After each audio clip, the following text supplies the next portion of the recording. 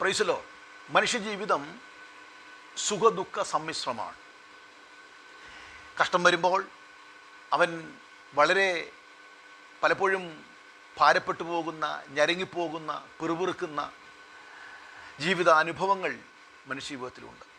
പലപ്പോഴും പദമറിഞ്ഞു പോകുന്ന അവസ്ഥകളുണ്ട്. എന്നാൽ അതിൻ്റെയൊക്കെ നടുവിൽ ദൈവത്തിൻ്റെ പരിശുദ്ധാത്മാവ് ദൈവത്തിൻ്റെ ദാസനായ യാക്കോബിൽ കൂടി നമ്മെ ഓർപ്പിച്ചുണർത്തുന്ന ഒരു കാര്യമുണ്ട്.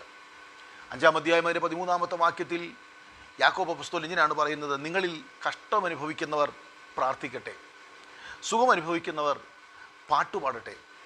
കഷ്ടതയുടെ നടുവിൽ നമുക്ക് ചെയ്യാൻ കഴിയുന്ന ഒന്ന് മാത്രമേ ഉള്ളൂ, ദൈവവുമായിട്ട് നമുക്കൊന്ന് അടുത്ത് ചെല്ലാൻ.